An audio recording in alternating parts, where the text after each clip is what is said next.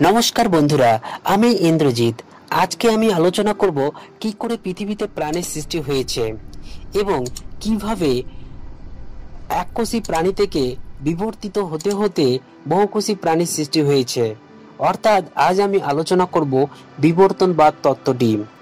এই বিবর্তনবাদ তত্ত্বটি সম্পূর্ণরূপে জানার জন্য সম্পূর্ণ ভিডিওটি মন দিয়ে দেখুন ও শুনুন। বিবর্তন একটি ধীর প্রক্রিয়া। লক্ষ কোটি বছর ধরে পৃথিবীর প্রথম প্রাণী সরল এককোষী জীব বিবর্তিত হতে হতে বর্তমানে মানুষের মতো উন্নত চিন্তাশীল প্রাণীর সৃষ্টি হয়েছে। মস্তিষ্কের গঠন ও পরিমাণ নির্ধারণ করে দিয়েছে বিবর্তন, কিন্তু তার ব্যবহার করে চিন্তাশীল হওয়াটা আমাদের শিক্ষার সাথে সম্পর্কিত। বিবর্তনের ফলে মানুষ দুপায়ে ভর দিয়ে খাড়া মেরুদণ্ডে হাঁটার অধিকারী হয়েছে। দু হাতের বৃদ্ধাঙ্গুল ব্যবহারের মাধ্যমে হাতকে দৃঢ় মুষ্টিবদ্ধ ব্যবহার করতে শিখেছে। এর সাথে মানুষ যখন ভাষার ব্যবহার শিখেছে, তখনই কেবল মানুষ পৃথিবীর শ্রেষ্ঠ জীবে পরিণত হয়েছে। যদিও বিবর্তনবাদ প্রাণ সৃষ্টির ওপর আলোচনা করে না, তবুও প্রাণ সৃষ্টির ওপর সামান্য আলোকপাত করার প্রয়োজন রয়েছে। আমাদের এই পৃথিবীর বয়স প্রায় 450 কোটি বছর। পৃথিবী সৃষ্টির প্রায় 100 কোটি বছর পরে পৃথিবীতে প্রথম প্রাণের বিকাশ ঘটে। আরও বিশদভাবে বলতে হয়, প্রাণের উপাদান ডিএনএ ডিঅক্সিরাইবো নিউক্লিক অ্যাসিড গঠিত হয়। ডিএনএ গঠিত হওয়াটাই প্রাণের বিকাশ হতো না যদি না তা বিভাজনক্ষম না হতো। আবার ডিএনএ গঠিত হতো না যদি ডিএনএ গঠিত হওয়ার মতো পর্যাপ্ত অ্যামাইনো অ্যাসিড সৃষ্টি না হতো। প্রাণ সৃষ্টির ব্যাপারে বর্তমানে সর্বজন বিদিত তত্ত্বটির নাম অপারিন হালডেন তত্ত্ব, যাকে আদি সুপ তত্ত্ব বলা হয়।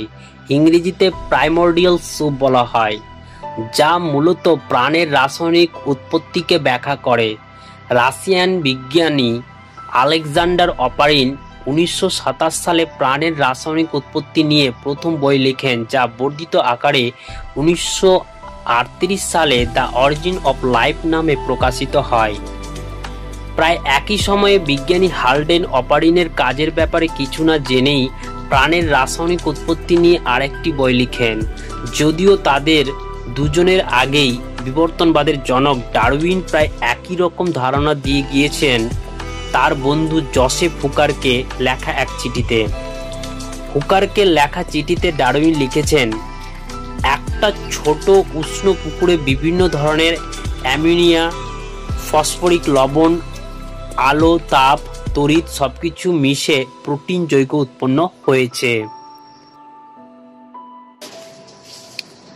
450 কোটি বছর পূর্বে পৃথিবী ছিল প্রচণ্ড গরম। তাপমাত্রা ছিল প্রায় 5000 থেকে 6000 ডিগ্রি সেলসিয়াস। তখন বায়ুমণ্ডলে কোনো মুক্ত অক্সিজেন ছিল না।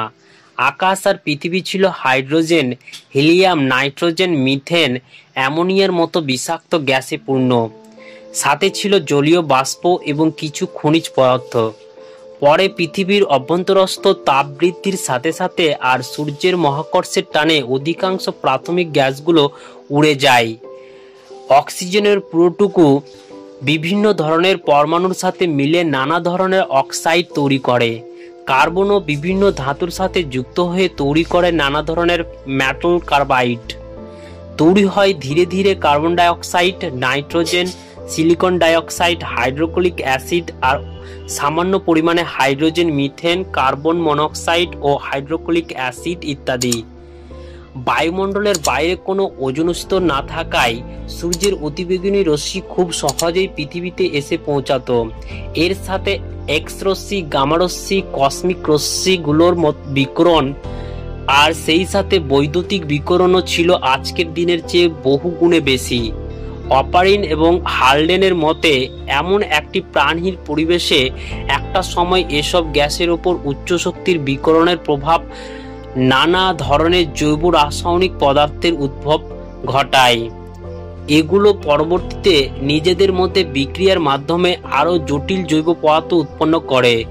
এগুলো থেকেই পরবর্তীতে ঝিল্লি তৈরি হয়, ঝিল্লিবদ্ধ এসব জৈব পদার্থ বা প্রোটিনয়েড ক্রমে ক্রমে এনজাইম ধারণ করতে থাকে আর বিপাক ক্রিয়ার ক্ষমতা অর্জন করে। এটি একসময় এর মধ্যেকার বংশগতির সংকেত দিয়ে নিজের প্রতিকৃতি অর্থাৎ রিপ্লিকেশন তৈরি হয় এবং পরিব্যক্তি অর্থাৎ মিউটেশন ঘটাতে সক্ষম হয়। এভাবে একটা সময় তৈরি হয় প্রথম আদি ও সরল জীবের। তবে এই স্তরে জীবন ছিল অকোষীয়, পরে তা থেকে কোষীয় জীবের উদ্ভব হয়। এই তত্ত্বটির মূল নির্যাসটি হল অজৈবজনী বায়োজেনেসিস, অর্থাৎ অজৈব জড় থেকে জীবের উৎপত্তির নির্দেশক। অজৈব পদার্থ থেকে জৈব যৌগ তথা প্রাণ সৃষ্টির উপাদান সৃষ্টি হওয়াকে বলে অজৈবজনী অর্থাৎ আবায়োজেনেসিস, এবং অজৈবজনীর মাধ্যমে সৃষ্ট প্রাণের মাধ্যমে প্রাণ সৃষ্টির প্রক্রিয়াটির নাম জৈবজনী অর্থাৎ বায়োজেনেসিস। প্রাকৃতিক অজৈবজনী ঘটার পর প্রাণীর আদি অবস্থা থেকে বর্তমান অবস্থায় উন্নীত হওয়ার প্রক্রিয়াটি বিবর্তনবাদ। বিবর্তন বা জৈব বিবর্তন হচ্ছে প্রজন্ম থেকে প্রজন্মান্তরে জীবদেহের জেনেটিক কোডে পরিবর্তনের মাধ্যমে এক প্রজাতি থেকে অন্য প্রজাতির উদ্ভব। জিন হলো জীবকোষের ক্রোমোজোমে অবস্থিত ডিএনএ নামক একটি বিশেষ অণুর অভ্যন্তরস্থ একটি বিশেষ কোড।